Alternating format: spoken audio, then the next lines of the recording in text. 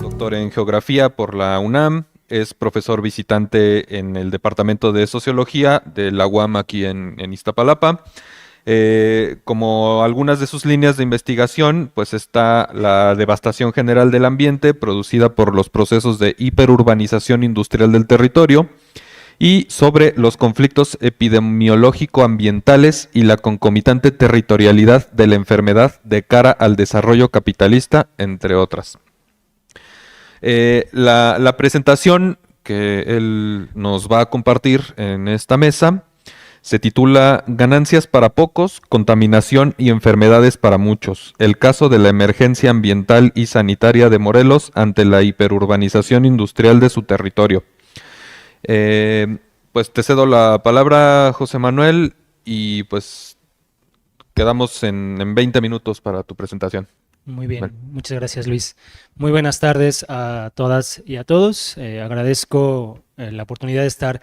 esta tarde compartiendo con ustedes en este espacio y reconozco al doctor Rudy el haber organizado este coloquio. Sin lugar a dudas, más espacios como estos hacen falta en las universidades, sobre todo en la UAM Iztapalapa. Como bien ya se mencionó, voy a platicar en torno a un problema que desafortunadamente no es ajeno para nadie en México y mucho menos para las y los habitantes del estado de Morelos, en donde se vive, como en varios territorios del centro del país, una confluencia territorial de dos fenómenos. Por un lado, la grave contaminación que se produce por la industria y por el crecimiento desaforado de las ciudades, y por otro lado, la transición epidemiológica que ha sufrido México en las últimas décadas. Antes de comenzar propiamente con el tema, me gustaría dar una declaratoria de conflicto de intereses. Yo he sido docente e investigador en universidades públicas, centros de investigación públicos o privados, pero siempre relacionado con temas académicos. No trabajo para la industria farmacéutica ni participo en algún tipo de proyecto con la industria médica o colaboro con alguna ONG ambientalista. Por lo tanto, no hay ningún tipo de influencia o sesgo por cuestiones económicas, políticas, más aquellas derivadas de mi origen y carácter o conciencia de clase.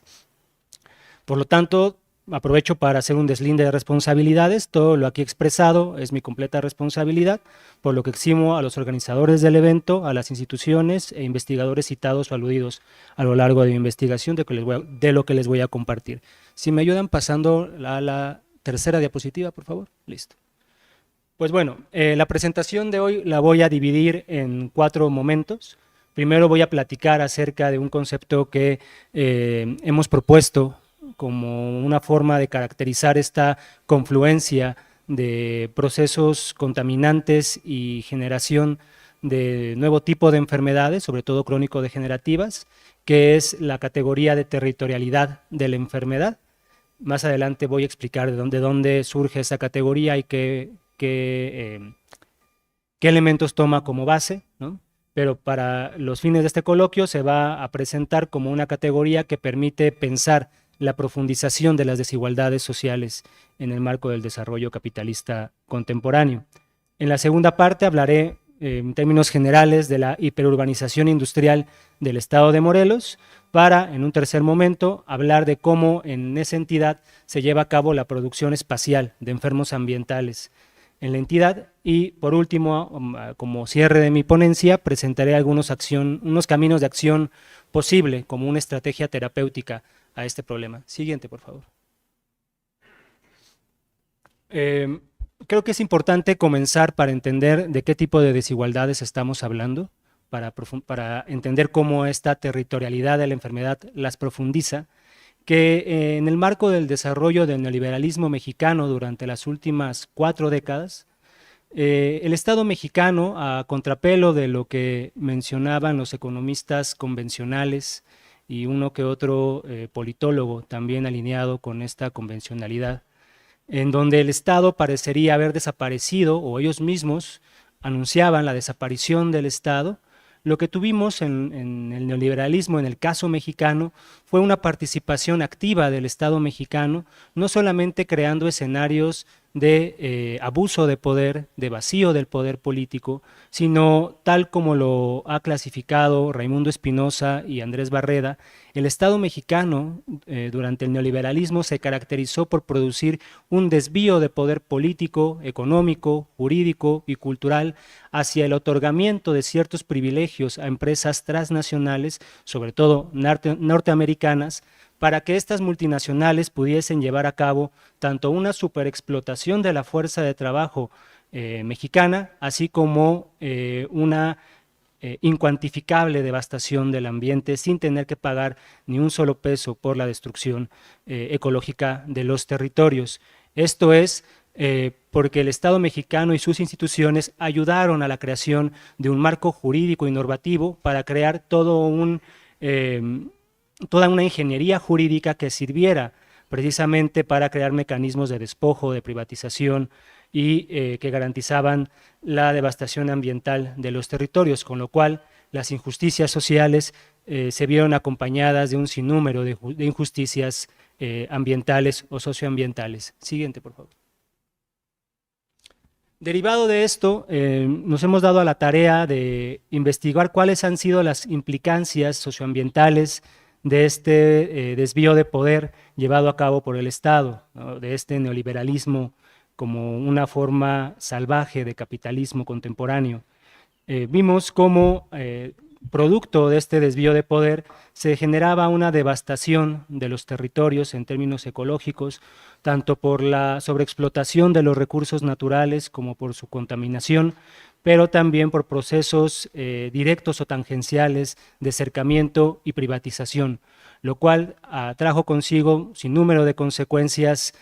sociales, económicas, culturales, pero que en términos epidemiológicos podemos ver cómo esto ayudó a la transición epidemiológica de nuestro país, en tanto que las enfermedades infectocontagiosas dejaron de ser las principales causas de muerte y enfermedad en el territorio nacional y las enfermedades crónico-degenerativas de origen no contagioso pasaron a tomar los primeros lugares en las causas de mortalidad en el país, además del surgimiento de un sinnúmero de enfermedades raras que la propia medicina convencional no puede diagnosticar, en tanto que no existen cuadros diferenciales para dar cuenta de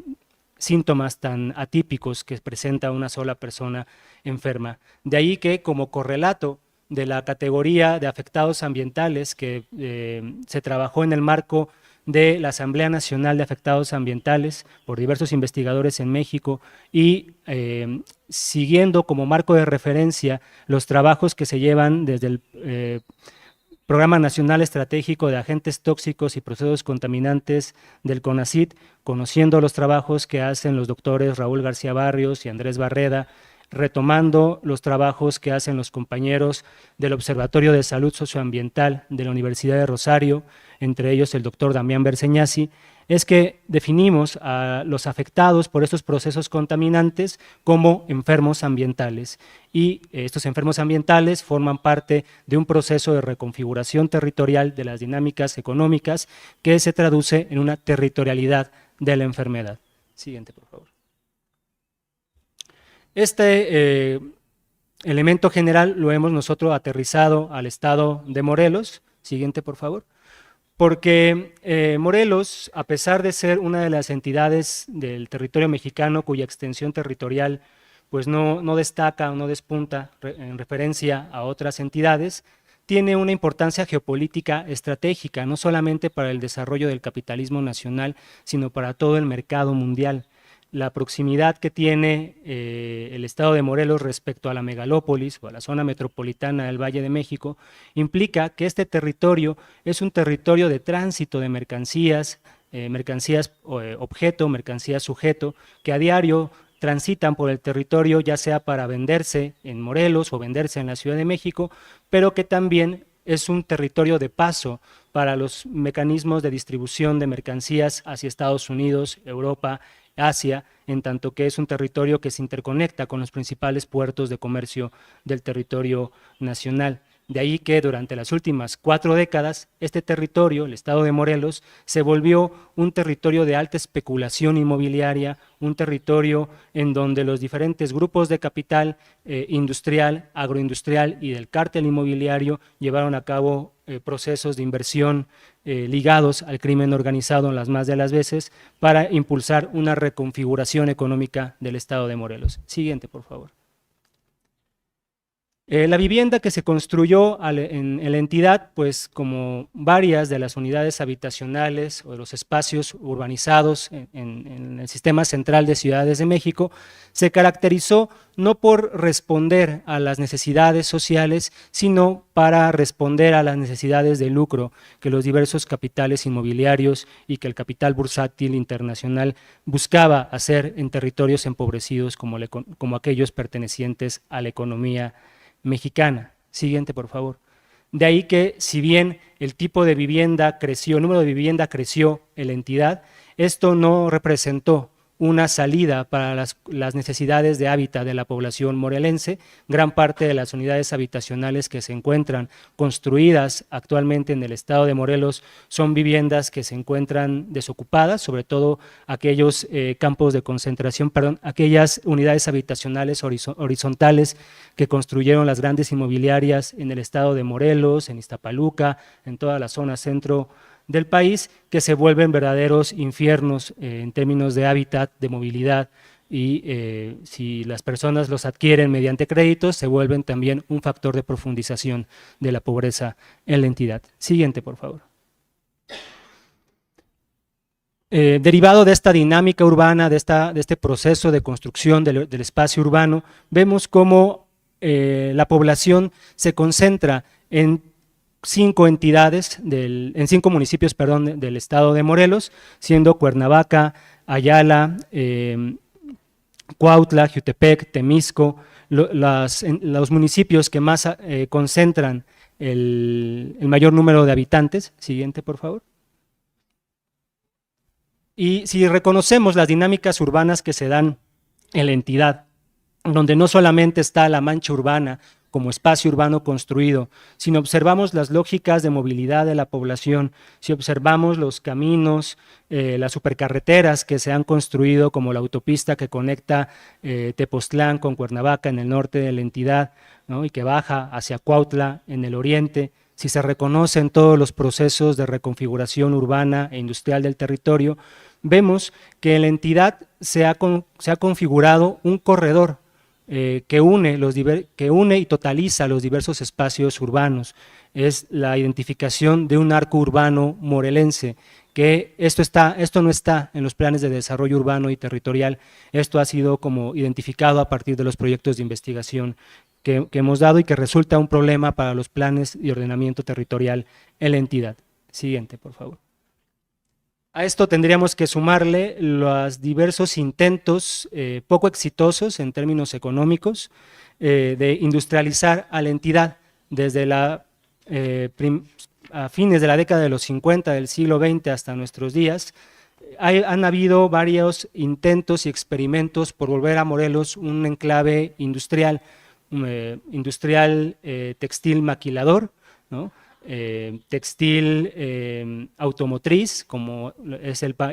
parque industrial de la ciudad de Cuernavaca y el de Ayala, pero a pesar de estos intentos y estos magros avances que ha tenido el proceso de industrialización, no ha podido consolidarse un clúster industrial en la entidad, a pesar de que al día de hoy hay 2 megaproyectos que amenazan la seguridad socioambiental de la población. Uno es el Proyecto Integral Morelos, que tiene como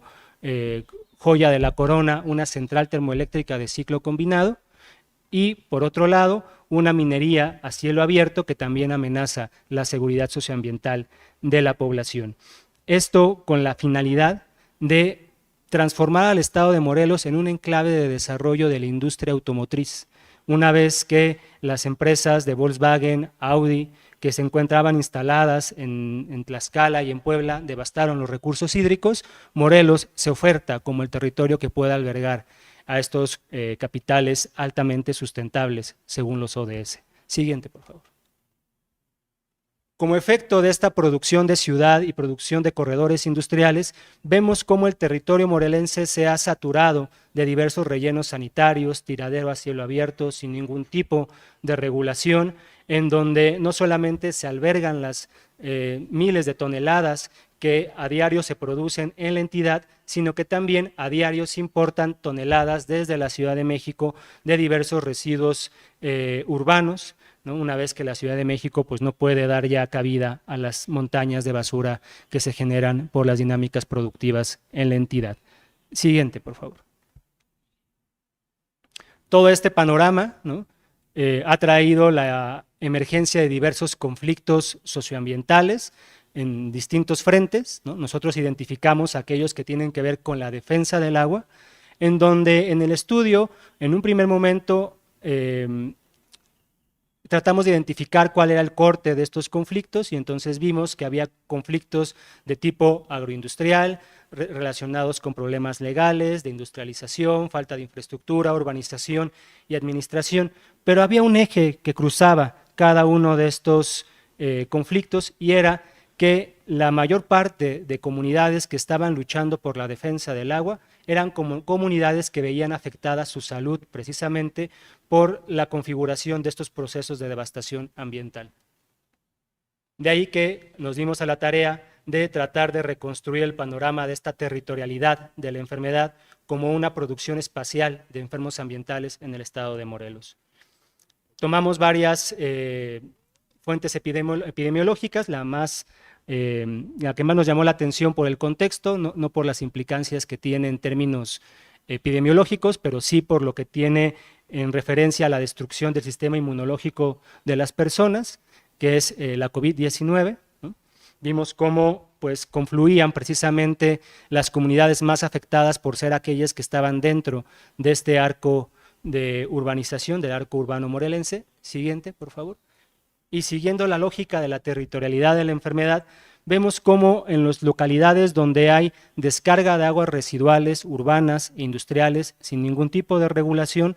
coincide con ser aquellos municipios que tienen altas tasas de enfermedades crónico-degenerativas como la insuficiencia renal crónica. Nos pareció un fenómeno muy interesante de observar, de ver cómo estos dos problemas se superponen territorialmente, ¿no? Si bien la investigación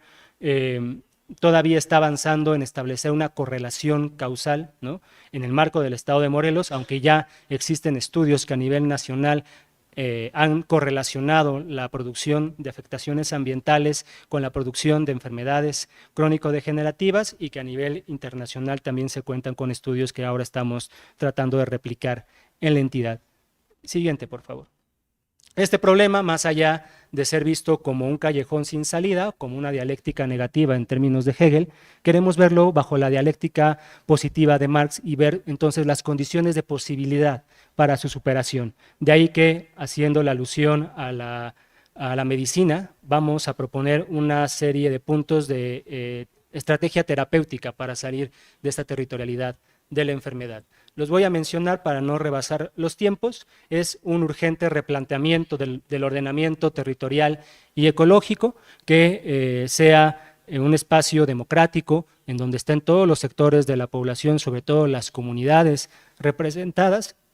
que invite hacia los cambios en los tipos y dinámicas de construcción del espacio urbano e industrial producido y que se deje a un lado los intentos de industrializar a la entidad y que se rescate la vocación agrícola del estado de Morelos. Afortunadamente, el programa Sembrando Vida ha tenido una incidencia positiva en las y los campesinos de la región y los procesos de recampesinización están ya dando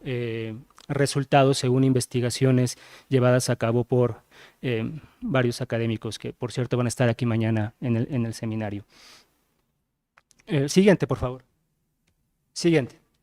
Para terminar, creo que es importante entonces cuando se está pensando en fenómenos socioambientales como la territorialidad de la enfermedad, que no solamente se partan de estadísticas, de modelos, ¿no? Sino que se requieren elementos teóricos, críticos, que sean útiles precisamente para pensar la dialéctica de la desigualdad, la dialéctica de la producción de enfermos ambientales. Creo yo que un camino de hacer esta recuperación del discursos críticos es precisamente recuperando el discurso crítico de Marx como un fundamento teórico indispensable para llevar a cabo la crítica de la producción de afectaciones socioambientales, en tanto que la discusión y la atención de problemas ambientales no es un lujo de la academia, sino es una necesidad de las comunidades. Por lo tanto, creo que es conveniente desarrollar una ciencia digna, ética, comprometida y socioambientalmente responsable frente a la crítica,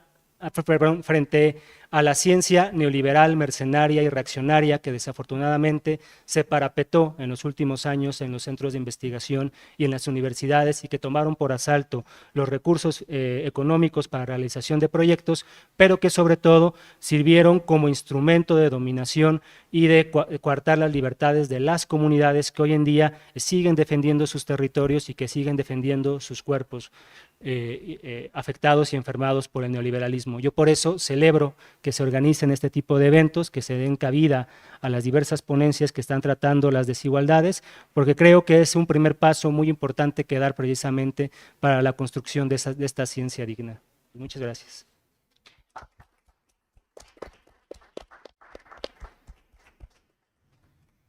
Muchas gracias a José Manuel. Creo que pones varios temas en la mesa bastante interesantes que pueden ser vistos un poco como ejes transversales a todas las ponencias que se han estado trabajando aquí en la mesa. Por último, voy a tratar de ser breve para no exceder los tiempos de la mesa. Sí, en efecto, las propuestas que forman parte de esta estrategia terapéutica que mencioné pues, corresponden a dimensiones estructurales, porque creo que la pobreza es eso, es un tema estructural, la desigualdad es un problema estructural al modo de producción capitalista, pero es interesante la pregunta de qué debe ser la gente fuera de esas estructuras o además de esas dimensiones estructurales. Creo que lo importante que pasa porque todos hagamos es organizarnos colectivamente para precisamente trascender estos límites estructurales que muchas veces representan los propios límites de la participación política al interior del Estado, lo cual en términos concretos en las comunidades pasa por volver a poner a la asamblea política como un espacio de toma de decisiones, la asamblea comunitaria como un espacio verdaderamente democrático y no caer en los discursos neoliberales de la gobernanza como espacio de toma de decisiones. En este sentido, creo que es necesario para que este ámbito de organización y de organización política trascienda, que las comunidades cuenten con diagnósticos claros de cuál es la situación económica y socioambiental en la que están. De ahí permito conectarme con los comentarios de Luis, en donde sin duda la academia guarda un papel, no solamente la ciencia, sino la academia guarda un papel importante en este trabajo de ofrecerle a las comunidades instrumentos científicamente elaborados que les acompañen en su proceso de empoderamiento. Creo y coincido en que hace falta una reflexión urgente y necesaria del papel de la ciencia y la academia, y como bien dices, no cayendo o no regresando a discusiones bizantinas de si debe haber objetividad o no en la ciencia. Eso es, digamos, pues válido en algún paper, en JCR, pero no para hacer trabajo en la academia con las comunidades, porque hay que dar cuenta de cómo la ciencia se encuentra subordinada a los intereses del gran capital. Es las grandes multinacionales las que marcan la agenda de lo que se puede o no se puede investigar. Yo creo que lo que se tiene que hacer como parte de este trabajo de hacer una ciencia digna es crear e impulsar investigaciones con perspectiva de incidencia en temas sociales y en temas ambientales, sobre todo en aquellos que son prioritarios para la soberanía y el desarrollo nacional, con lo cual sí es importante tener estudios donde se vean los actores, los sujetos clave en estos procesos, ¿no? Pero también deben haber estudios que marquen las dinámicas, las estructuras, las tendencias históricas, es decir, hacen falta estudios que recuperen la perspectiva epistemológica de totalidad. Durante las últimas décadas ha privado el estudio de casos particularistas y se ha roto la perspectiva de estudios de totalidad sobre los fenómenos socioambientales, ¿no? o sociales y económicos. Un último comentario sobre el papel del Estado. Yo coincido en que el Estado es un actor que, al ser árbitro y garante de las condiciones de posibilidad para que exista la acumulación de capital y, por lo tanto, ser la institución encargada de crear las condiciones económicas y sociales para que exista el desarrollo capitalista, se puede ver el carácter de clase que tiene el Estado y, por lo tanto, la política que hace mediante los programas sociales, que busca como finalidad crear estas condiciones para el desarrollo del capitalismo, en el caso del Estado mexicano, para buscar el desarrollo del capitalismo en nuestro país. Si se quisiese pensar en otra forma de Estado que no cumpliera este papel, pues tendríamos que precisamente empoderar a las comunidades, tanto urbanas como rurales, para que avanzaran a la construcción de un Estado burgués de transición, para que a su vez sirviera como una condición histórica de posibilidad para una eventual dictadura del proletariado y entonces sí llevar a cabo la reconfiguración de las fuerzas políticas del Estado hacia otras formas de organización política y económica.